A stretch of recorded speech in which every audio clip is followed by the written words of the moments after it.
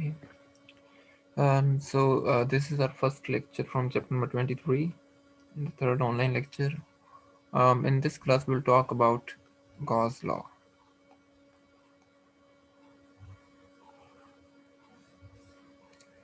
Um, आप लोगों ने पहले गॉस लॉ के बारे में पढ़ा हुआ है. हम लोगों ने पिछले चैप्टर में भी डिस्कस किया था कि इलेक्ट्रिक फील्ड कैसे कैलकुलेट करेंगे. So Gauss law is just an extension or is a different and a more or an easier way to calculate electric field. um, हम देखते हैं कि हम गॉस लॉ को किस तरीके से यूटिलाइज कर सकते हैं. असल में गॉस लॉ का जो आइडिया है वो सिमेट्रीज के गिर्द रिवॉल्व करता है. So basically Gauss law is all about the exploitation of symmetries. कि आपने किसी सिस्टम की सिमेट्रीज को कैसे इस्तेमाल करना है इलेक्ट्रिक फील्ड कैलकुलेट करने के लिए. सिमेट्रीज हमारे पास कई तरह की मौजूद होती हैं. जिस तरह अगर कोई सिस्टम हमारे पास जैसे स्क्वायर है, स्क्वायर की दोनों साइड्स एक जैसी होती हैं. आप उसको जिस मर्जी साइड से रखें, आप उसको आप उसको जिस मर्जी साइड के आपके सामने हो, आप बता नहीं सकेंगे कि इन साइड्स में कोई फ़र्क है या नहीं. So basically square just looks same from all side. Same is the case with circle.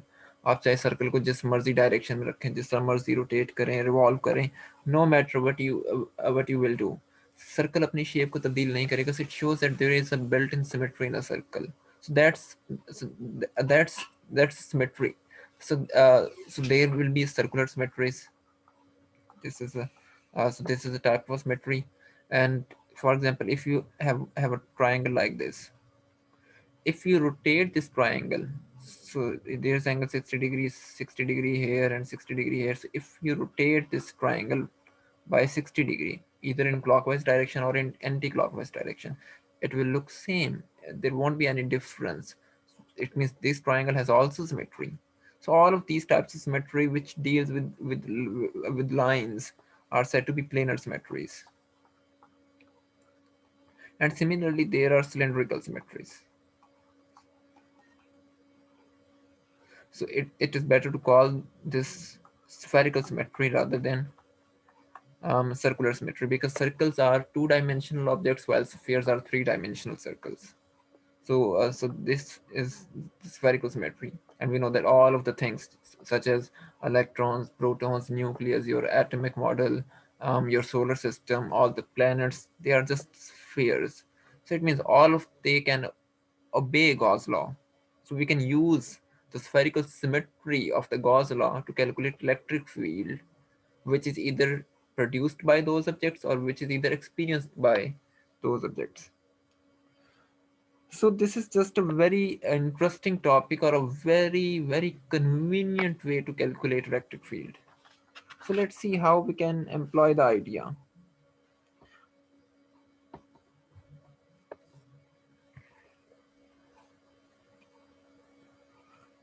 So to discuss Gauss law, first we have to get an idea about the concept of electric flux. So what an electric flux is. So before proceeding, we should know what do we mean by flux. So flux is a very general term. If it is associated with some sort of electric field of lines, then this will be an electric flux. And this can be magnetic flux. Similarly, there can be gravitational flux. So there can be an electromagnetic flux. There can be nuclear flux. So let's see what do we mean by flux. So flux only means that number of lines passing through a unit area. Number of lines. So you can say number of lines, particles, objects, or number of anything passing through an area element. सो यहाँ एक चीज़ को और जहन में रखना important है, वो ये कि जब हम बात करते हैं एरिया की, एरिया वेक्टर क्वांटिटी है. एरिया आपके पास स्केलर क्वांटिटी नहीं है, और एरिया की कोई डायरेक्शन भी होगी. अब एरिया की डायरेक्शन क्या होती है? Perpendicular to the surface.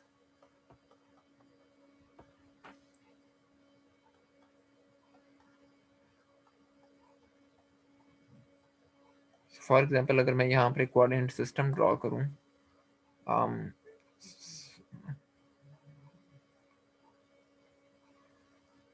से this is my coordinate system. अब मैं यहाँ से कहना ये चाह रहा हूँ कि ये जो वाला एक्सेस है आपके पास, जिसको हम यूजली एक्स एक्सेस कहेंगे, ये आपके पास फ्लोर का काम दे रहा है।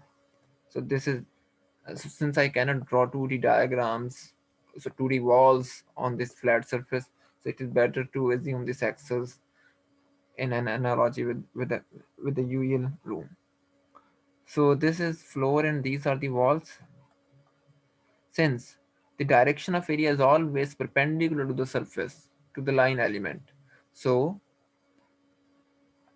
यहाँ पर जो आपके पास इस फ्लोर के ऊपर जो एरिया की डायरेक्शन होगी इस डायरेक्शन में होगी, अपवर्ड होगा, और यहाँ पर जो इसकी डायरेक्शन होगी वो इस तरफ होगी। सिमिलरली अगर ये आपके पास सीलिंग अच्छा थी तो इसकी डायरेक्शन डाउनवर्ड होगी, आउटवर्ड नॉर्मल होगी, out of the surface, not into the surface, it should be out of the surface, but here ये इस तरफ भी हो सकती है, वैसे ये इस तरफ भी हो सकती है, it's just a matter of sine, it doesn't make any difference, but since I am saying that this is a floor, so it has to be up in the upward direction, so we can use it for other useful purposes. So area की direction आपके पास होगी। Similarly अगर इस area में से कोई number of lines pass कर रही हूँ, सो लेट्स सपोज कि ये मेरे पास एक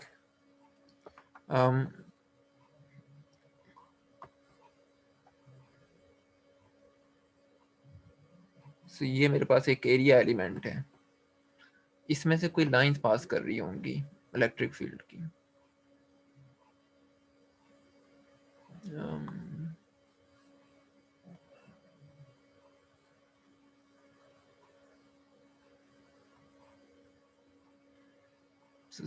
बेसिकली ये इसमें से गुजर सकती हैं, इसमें से गुजर सकती हैं, इसमें से मल्टीपल लाइंस गुजर रही होंगी। सो इस एरिया एलिमेंट में जो जितनी नंबर ऑफ लाइंस पास करी आपने उनको काउंट करना है। So basically number of lines, number of electric lines, number of electric lines of force passing through a unit area is said to be electric flux. Phi of E dot A. So some people write, some people use this notation. So phi with the capital E. So it is only a matter of convention. So this is the definition of electric flux. So both of these quantities are vectors.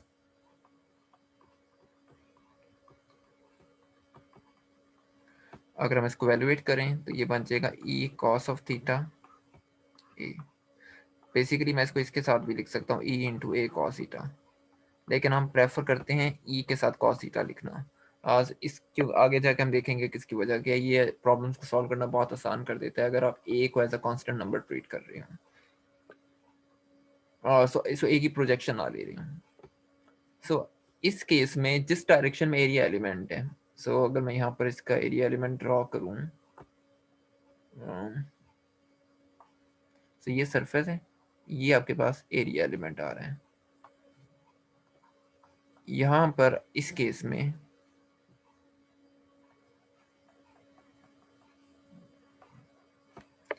Case 1 में E is parallel to the area element, direction of the area.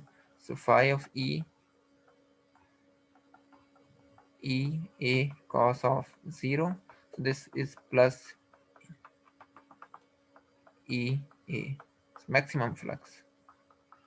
Similarly, अगर इसका area element इस direction में लिया जाए, opposite direction में,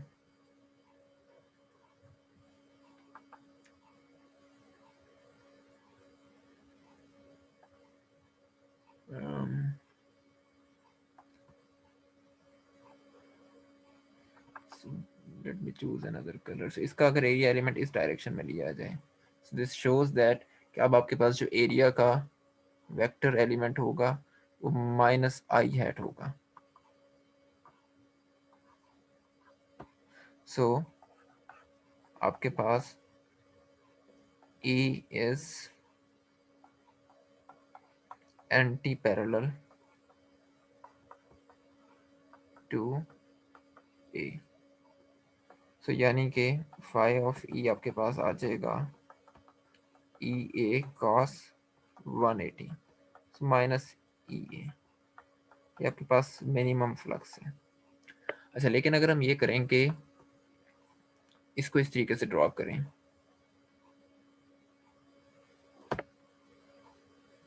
अब आपके पास जो फील्ड की डायरेक्शन होगी, फील्ड की डायरेक्शन हम यही लेते हैं जो हमने अभी एज्यूम की हुई है कि फील्ड आपके पास लेफ्ट से राइट की तरफ जा रही है। ये फील्ड की डायरेक्शन है।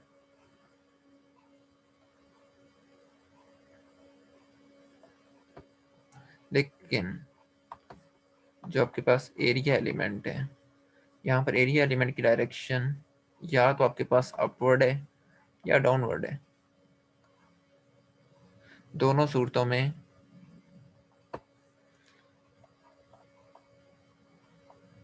आपके पास किसी किस्म की लाइन सरफेस को क्रॉस नहीं कर रही, सरफेस में से नहीं गुजरी, शीट में से नहीं गुजरी। तो इसका मतलब है कि आपके पास फाई ऑफ ई जो होगा, E A cos of 90 degree, cos 90 zero होता है, तो आपके पास जो फ्लक्स आएगा वो जीरो आएगा, जो कि यहाँ फार्मूले से क्लियर भी है। सो जब आप सरफेस को हॉरिजॉन्टल रखते हैं, so when you place the surface horizontal or along in the direction of, when you place the surface in the direction of the electric field, then the direction of the area element is perpendicular to the surface. It means no electric line can pierce the surface. So so there will be zero flux. So but if we place the surface in the direction of the electric field in such a way that the direction that the direction of the area element is along the direction of the electric lines of force, then either it is parallel or it is anti-parallel.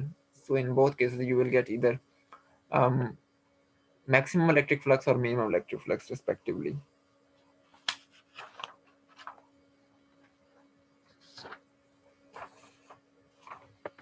So this is the definition of electric flux. अभी तक जो हमने बात की है वो ये कि हम इस एरिया एलिमेंट को लिख सकते हैं, सॉरी फ्लक्स को हम लोग लिख सकते हैं। अब मैं इसको फाई से ही रिप्रेजेंट करूंगा, मैं इसके साथ बार बार ई नहीं लिखूंगा, क्योंकि अंडरस्टूड है कि हम इलेक्ट्रिक फ्लक्स की बात कर रहे हैं। ई डॉट ए, अगर हमें चेंज इन फ्लक्स कैलकुलेट करना हो, अभी हम देखेंगे कि चेंज इन फ्लक्स का मैं जिक्र क्यों कर रहा हूँ। सो बार मैं इस फॉर्मूले को इस तरीके से भी लिख सकता हूँ,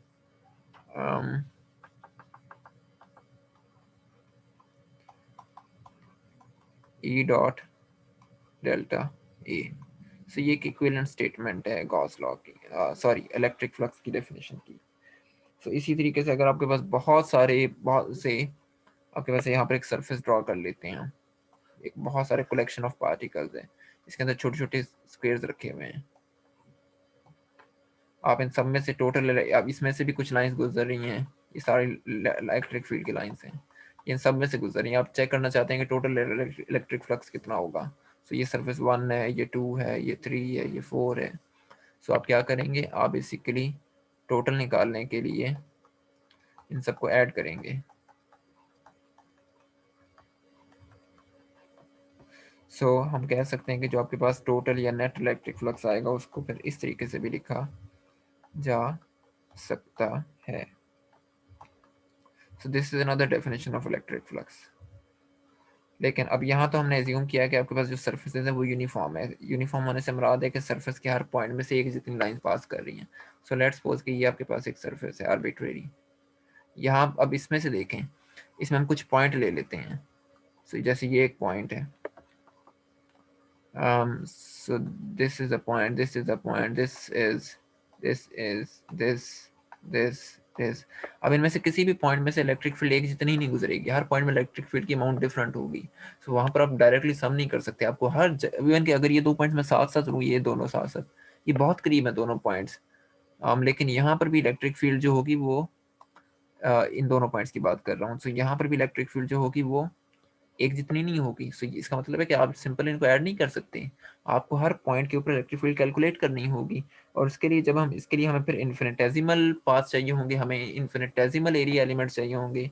इस तरह की सिचुएशन में हम क्या करते हैं, हम इनको कन्वर्ट कर देते हैं अपनी नोटेशंस को डिफरेंशियल एलिमेंट्स में। सो आप यहाँ पर इंटीग्रेट करेंगे।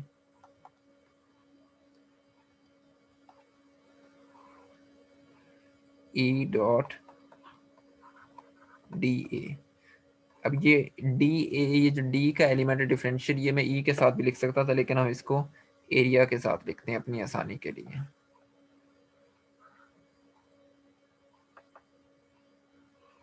तो ये आपके पास इलेक्ट्रिक फ्लक्स की डेफिनेशन है। सो अभी हम इस तरह के सवाल करेंगे तो ये चीज़ें आप लोगों को और क्लियर होती आ जाएंगी जब हम इसकी रेलिवेंट प्रॉब्लम्स करेंगे। अच्छा, आप एक चीज़ और भी देख सकते हैं कि सरफेस आपके पास क्लोज है। सो जब आप इसको बुक से रीड कर रहे होंगे तो आप देखेंगे कि उन्होंने यहाँ पर सर्कल लगाया हुआ है। जब हम किसी इंटेग्रल के साइन के ऊपर सर्कल लगा देते हैं तो इसका मतलब होता है क्लोज इंटेग्रल। तो ये बेसिकली क्लोज इंटेग्रल है। क्लोज इंटेग्रल से मुराद है कि ये किसी क्लोज्ड सरफेस को रिप्रेजेंट कर रहा है। सरफेस आपके पास ओपन नहीं है। सो जब हम सिंपल इंटीग्रेशन की बात करते हैं तो ओपन सरफेसेस के लिए होता है, और गॉस लॉ अप्लाई करने के लिए सरफेस का क्लोज होना लाजमी है। ओपन सरफेसेस पे आप इनको अप्लाई नहीं कर सकते। सो आपको पूरे लूप के ऊपर पूरे सरफेस, इसको लूप इंटीग्रल भी कहते हैं क्योंकि ये लूप बना रहा है। इसकी कोई डायरेक्शन होगी, या तो ये काउंट एंड ये आपके पास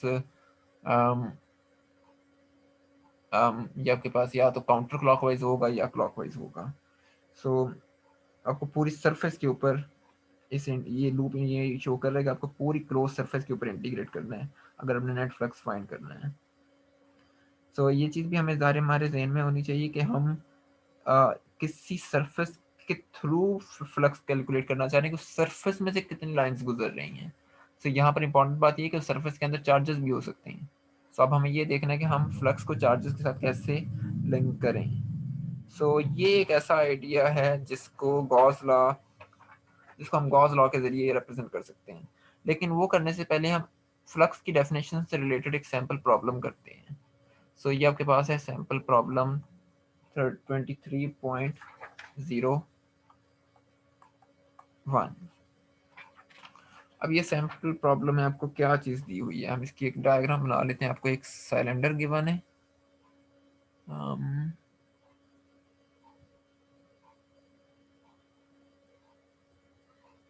आपको एक क्लोज्ड सिलेंडर गिवन है, और आपने इस क्लोज्ड सिलेंडर में से गुजरने वाली टोटल इलेक्ट्रिक फ्लक्स फाइंड करना है। अब इलेक्ट्रिक फील्ड की जो डायरेक्शन हमें दी हुई हैं आपकी बुक में वो ये हैं।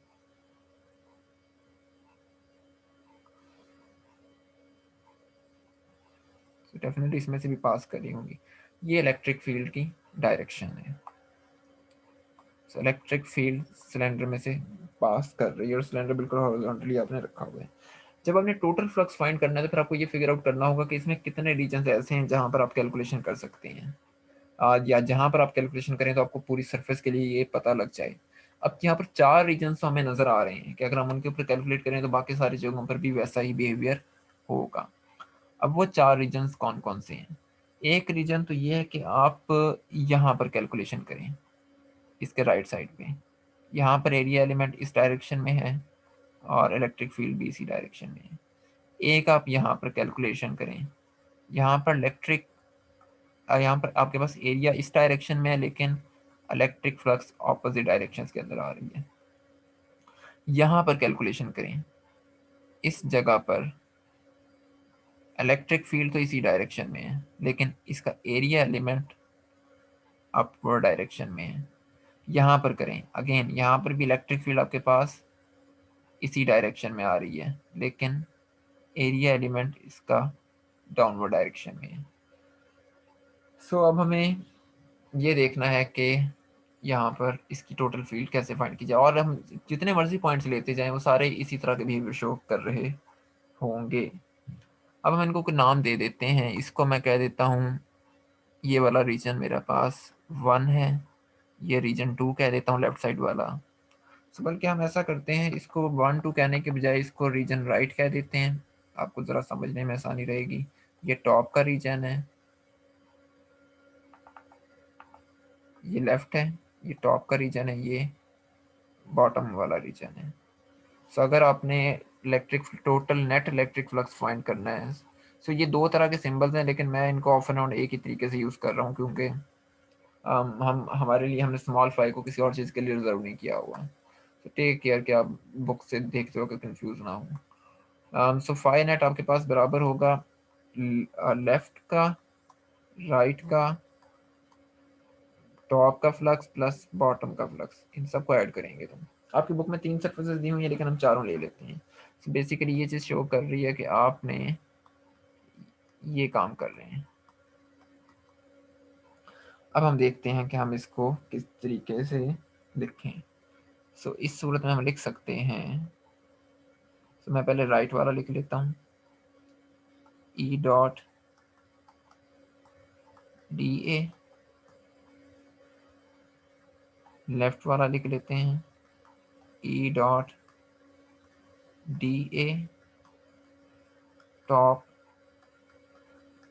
E dot D. आप लिखना, इनके साथ कोई और सब्सक्रिप्ट लगाना चाहते हैं तो लगा लें, आपकी मर्जी है। बॉटम, ई डॉट डी। इसको कैलकुलेट करते हैं। ये मेरे पास इक्वेशन नंबर 1 है। पहले हम फाई आर कैलकुलेट कर लेते हैं, जिसको हमने लिखा है ई डॉट डी। ये बन जाएगा ई ए। अब जिस डायरेक्शन में ए है उसी डायरेक्शन में ई है, सो बेसिकली ये सिर्फ cos 0 देगा आपको। या आप ये भी कर सकते हैं, अब अगर आप यहाँ पर इंटेग्रल लगाना चाहते हैं तो लगा लें। चलो हम इंटेग्रल लगा के करते हैं। ई डी ए और cos of theta. E constant है, पूरी सरफेस के ऊपर इंटीग्रेट कर रहे हैं राइट की, तो क्लोज इंटेग्रल आएगा। ई बाहर आ जाएगा, cos 0 1 है, वो भी बाहर आ गया। पूरी सरफेस पे इंटीग्रेट करेंगे तो डिफरेंशियल और इंटीग्रेशन कैंसिल हो जाएंगे, आपको प्लस ई मिलेगा। सेम काम यहाँ पर करें, ई dot D A, E D A, और यहाँ पर आपके पास cos 180 होगा, क्योंकि ई और ए की डायरेक्शन एंटी पैरेलल हैं। ई बाहर आ गया, cos 180 की वजह से -1 आ गया। अगेन पूरी सरफेस पे इंटीग्रेट कर रहे हैं, सो माइनस ई ए। देन टॉप का कैलकुलेट कर लें,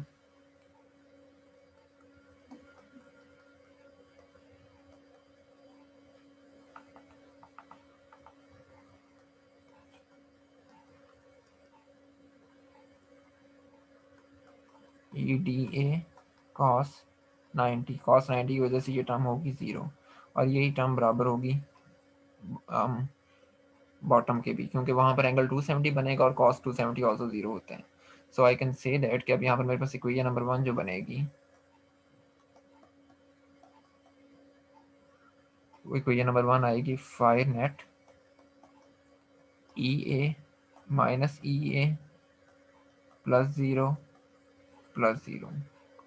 सो phi net is equal to 0। इसका मतलब है कि इस क्लोज सरफेस में से गुजरने वाला फ्लक्स, टोटल फ्लक्स 0 के बराबर है,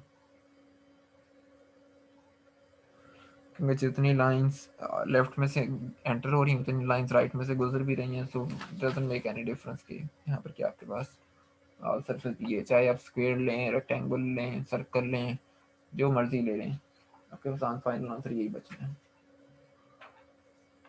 ये आपके पास सैम्पल प्रॉब्लम थी 323.1। एक और सैम्पल प्रॉब्लम है, उसको भी हम डिस्कस कर सकते हैं। आई गेस कि गॉस लॉ में तो इतना कुछ है नहीं डिस्कस करने वाला, इट्स जस्ट डेरिवेशन प्रॉब्लम, उसकी हम करेंगे नेक्स्ट लेक्चर में। एक और प्रॉब्लम हम लोग करते हैं discuss, and this is a very good problem to discuss in the class. Sample problem 23.2।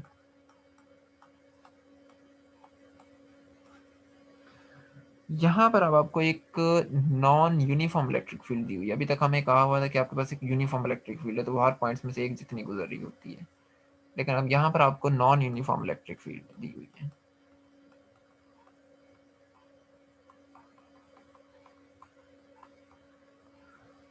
So E 3x I hat plus 4g hat, और ये किसी गॉसियन क्यूब में से पास कर रही है। अभी थोड़ी देर तक हम बात करेंगे गॉसियन क्यूब होता क्या है। सो फिलहाल हम एक क्यूब यहाँ पर ड्रॉ कर लेते हैं। See if I can draw a cube.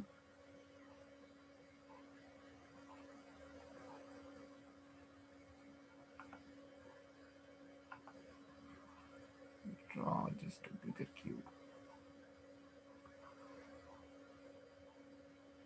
Yeah, I think that's good enough. Yes. So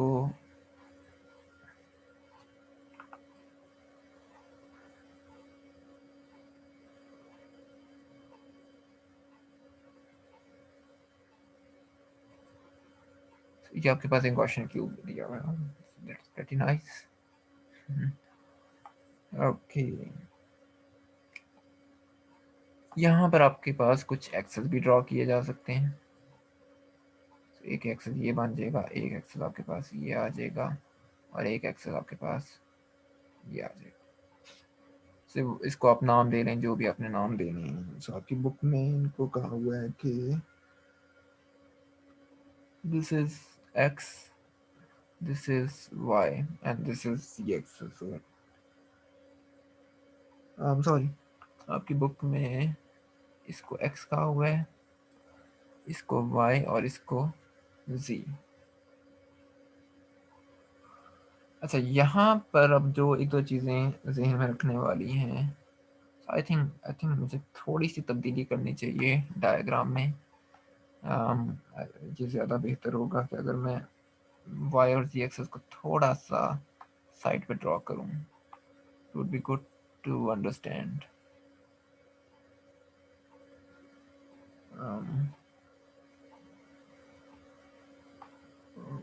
सो इसको मैं पीछे की तरफ एक्सटेंड कर लेता हूँ। सो इससे कोई फ़र्क नहीं पड़ेगा, सिर्फ आप लोगों को समझाने के लिए मैं इस तरीके से ड्रॉ कर रहा हूँ, ताकि ताकि थोड़ा सा अंडरस्टैंडिंग आसान हो जाए हमारी। सो ये आपके पास जी एक्सेस आ रहा है।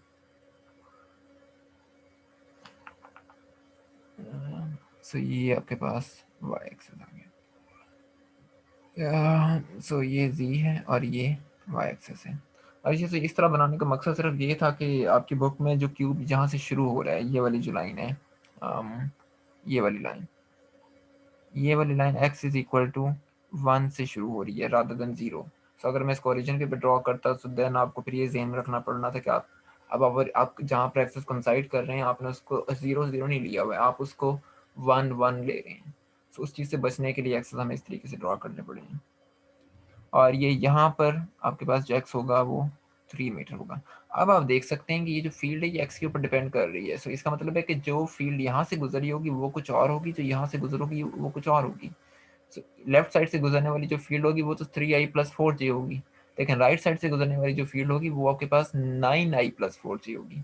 So this is a non uniform field, क्योंकि आपके पास इलेक्ट्रिक फील्ड एक्स का फंक्शन है। सो ये एक सिचुएशन है, हमारे पास ये गॉसियन क्यूब हमें दिया हुआ है।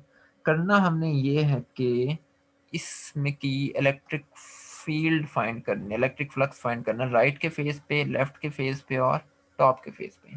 बाकी जगहों पर भी कर सकते हैं लेकिन फिलहाल हमें यहीं पर कैलकुलेट करना है। So phi of R, phi of L and phi of T. मैं इनको इधर ही क्यों नहीं लिख लेता। सो ये अपने कैलकुलेशन करनी है। अब देखते हैं कि ये हम किस तरीके से करेंगे। सबसे पहले हम बात करते हैं राइट की, कि राइट के लिए आपको क्या करना होगा, आपके पास क्या सिचुएशन है। यहाँ पर आपके पास एरिया एलिमेंट इस डायरेक्शन में आ रहा होगा। So vector A is equal to A I है। सो जब हम बात करेंगे फाई ऑफ आर की, फॉर्मूला तो हमारे पास यही रहेगा, ए डॉट डी ए। ये अब आपके पास अम,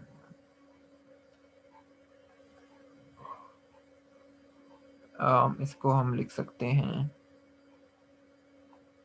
3xi hat plus 4j hat dot D A I hat, vector sign खत्म हो गया। सो आई डॉट आई 1 हो जाएगा और आई डॉट जे 0। सो आपके पास ये इंटीग्रल सिर्फ इसके बराबर आएगा, 3x D A I hat. बल्कि आई हैट भी नहीं आएगा क्योंकि वो तो आई डॉट आई 1 हो गया है। सो ये चीज़ बनी है। आप यहाँ पर 3x को बाहर लेके जा सकते हैं, ये चीज़ रह गई। अब आप यहाँ पर ये देखें कि हमने x और a कैसे फाइंड करना है। x को कैलकुलेट करना बहुत आसान है। आपके पास क्योंकि फ्लक्स यहाँ से पास कर रहे हैं राइट सरफेस में से, राइट पे x की वैल्यू 3 है। सो यहाँ पर मैं सिर्फ 3 इंसर्ट कर दूंगा। अगर हम लेफ्ट पे कर रहे होते तो फिर मैं यहाँ पर 1 लिखता। तो अब सिर्फ ये चीज़ बच गई है। ये चीज़ बेसिकली क्या है, ये एरिया है। एरिया अब अच्छा, मैं पहले एक तो इसको लिख लेता हूँ। सो ये मेरे पास ये चीज़ आ रही है 9 डी ए आ रहा है।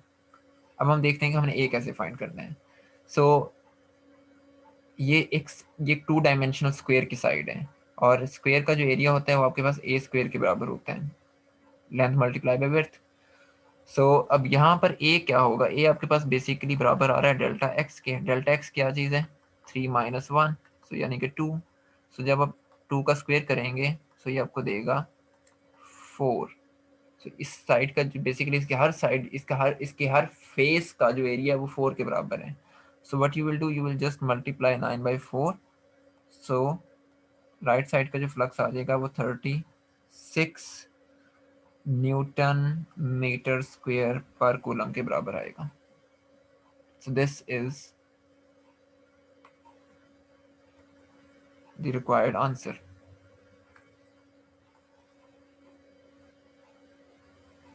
इसी तरीके से हम लोग कैलकुलेट कर सकते हैं लेफ्ट हैंड साइड का फ्लक्स।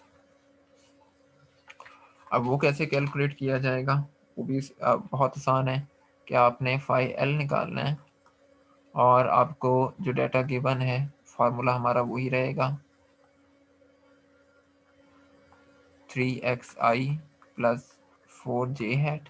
लेकिन अब यहाँ पर आप देख सकते हैं कि ये माइनस आई है, ऑपोजिट डायरेक्शन में आपके पास एरिया एलिमेंट, क्योंकि अब आपके पास यहाँ पर एरिया इस डायरेक्शन में पॉइंट कर रहा है। So vector A is equal to minus A I hat.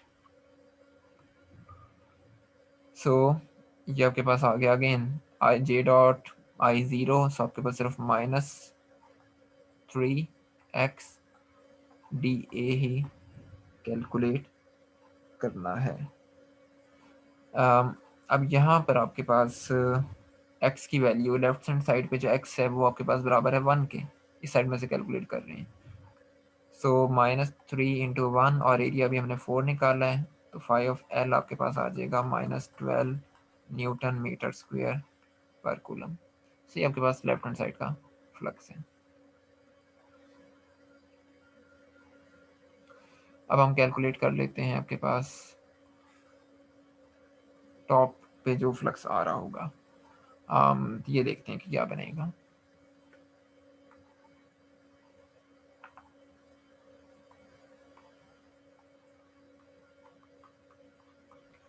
पहले हम ये देखते हैं कि टॉप पे आपके पास एरिया एलिमेंट किसके बराबर है। टॉप का जो एरिया एलिमेंट है वो इस डायरेक्शन में जा रहा है। सो वेक्टर ए आपके पास ए वाई की तरफ है, तो जे हैट होना चाहिए।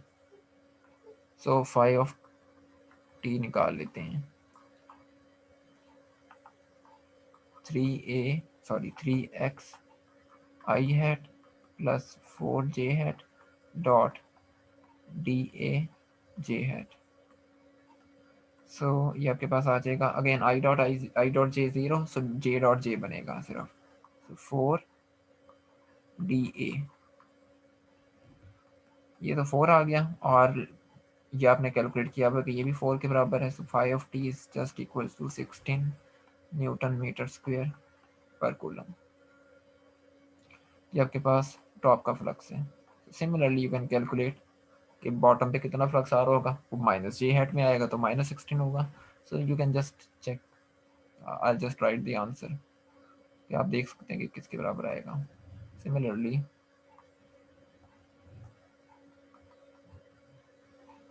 Phi bottom is equal to -16।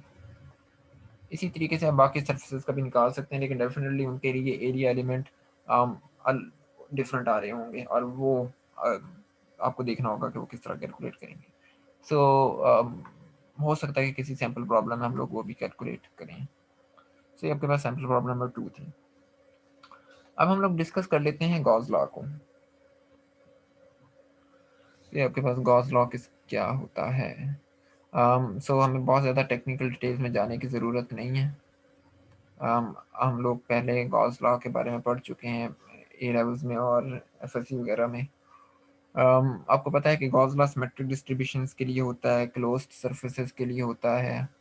So symmetric distribution of charges के लिए होगा। आप इसे हर सिचुएशन के ऊपर अप्लाई नहीं कर सकते, आपको एज्यूम करना होगा कि उसमें कोई ना कोई सिमेट्री मौजूद है।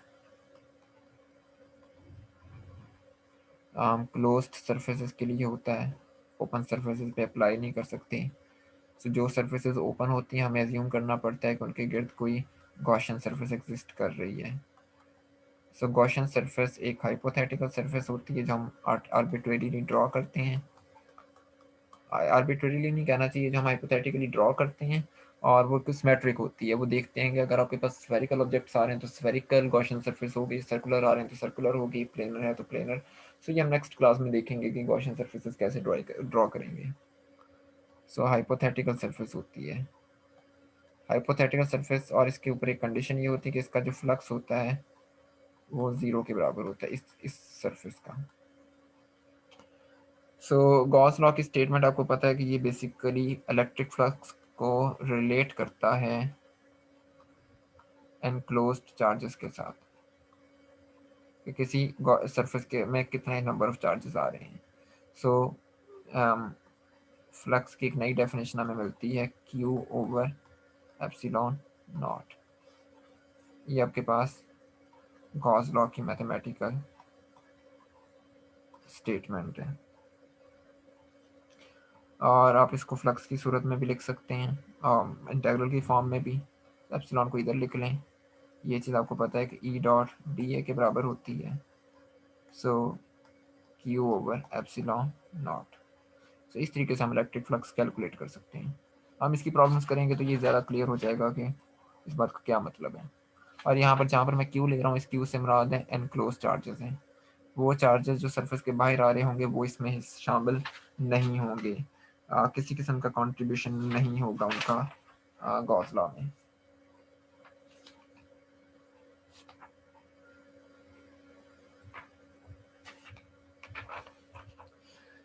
सो इसमें जो आपके पास डायग्राम 23.8 से रिलेटेड टॉपिक्स हैं उनको आपको करने की ज़रूरत नहीं है। सो बेसिकली 665 के ऊपर जितना भी डाटा आ रहा है उसमें से ये टू चार्जेस के लिए इसको इसमें से अगर किसी चीज़ की जरूरत हुई तो हम प्रॉब्लम्स में उससे रिलेटेड आइडियाज़ करेंगे को डिस्कस करेंगे, लेकिन फिलहाल आपको सिर्फ ये फर्स्ट फार्मूले के बारे में आइडिया होना चाहिए। सो अब हमने जो क्वेश्चन यहाँ से डिराइव करना है वो ये कि हम कूलम लॉ को गॉस लॉ से डिराइव कर सकते हैं। तो ये हमारा एक मेन मकसद है कि हमने इनके दरमियान एक रिलेशन देखें। So derive Coulomb law from Gauss law.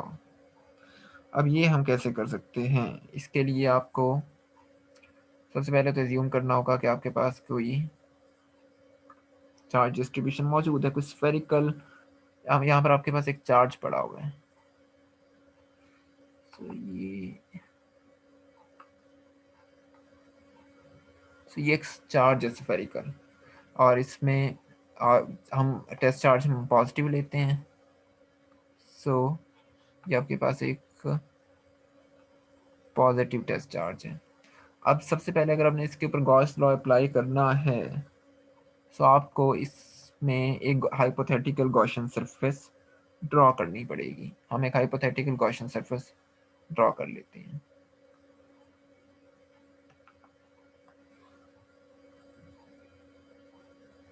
सो ये कि मैंने हाइपोथेटिकल गॉसियन सरफेस ड्रॉ कर ली है और ये स्फेरिकल है क्योंकि चार्ज आपका स्फेरिकल था। स्फेरिकल गॉसियन सरफेस, चार्ज के सेंटर से इसके हर पॉइंट का फासला आर के बराबर है। तो बेसिकली आपके पास रेडियस है, और चूंकि इसकी जो फील्ड होगी वो आउटवर्ड डायरेक्शन के अंदर होगी, इसे बाहर की तरफ जाएगी, तो लिहाजा ये आपके पास सेलेक्ट जिस डायरेक्शन में आपका आर है उसी डायरेक्शन में आपके पास ई भी है। आर और ई की डायरेक्शन सेम है, इसी तरीके से यहाँ पर भी इस डायरेक्शन में ई जा रहा होगा। सो ये आपके पास आप सो बेसिकली हम फ्लक्स किस हिसाब से कैलकुलेट करना चाह रहे हैं, ये भी एक इम्पॉर्टेंट बात है। So, आपने असल में इस सरफेस के अंदर एक छोटा सा पैच कंसिडर कर लेना है। सो लेट्स अज्यूम कि वो पैच आपके पास ये है। आप इस पैच में देखना चाह रहे हैं कि कितना फ्लक्स है। सो ये हमारा मकसद है। अब उसके लिए आपको क्या करना होगा, और ये जो लाइंस हैं ये इसी इसी पैच के आउटवर्ड नॉर्मल पे आ रही हैं। इस पैच का एरिया एलिमेंट भी अगर आप देखें सो इसी डायरेक्शन में होगा, आउटवर्ड नॉर्मल है। सब अब यहाँ पर हम गॉस लॉ की स्टेटमेंट लिखते हैं, is equal to Q enclosed. Epsilon naught close surface है, डेफिनेटली गॉसियन सरफेसेस क्लोज होती हैं। E dot D A Q enclosed. So मैं अब इसको क्यू का नाम दे देता हूँ, बार बार क्यू एनक्लोज लिखने से अच्छा है। सो ई और डी ये दोनों एक ही डायरेक्शन में आ रहे हैं। E D A cos of zero Q E constant है, बाहर लिख लें, ये इसके बराबर आ गया, ये क्यू आ गया आपके पास। अब सवाल सिर्फ ये रह गया कि हमने डी ए कैसे कैलकुलेट करना है, क्योंकि ये एक स्फेरिकल ऑब्जेक्ट है और स्फेरिकल ऑब्जेक्ट का जो एरिया होता है वो 4 पाई r² के बराबर होता है। तो ये चीज़ बन गई। यहाँ से आप इलेक्ट्रिक फील्ड लिख सकते हैं 1/4 pi epsilon not Q over r²। सो यही आपके पास इलेक्ट्रिक फील्ड का फार्मूला है जो गॉस लॉस जो कूलम लॉ से हमें मिलता है। अब आप ये भी देख सकते हैं कि जब हम 1/4 पाई एप्सिलॉन नॉट का फैक्टर लगाते हैं वो सिर्फ कांस्टेंट नंबर नहीं है, वो हमारी रिक्वायरमेंट है जो सिमेट्री से हमारे पास आ रही है। So this is exactly what we usually found from the Coulomb's law. So that's it from today's class. Thank you.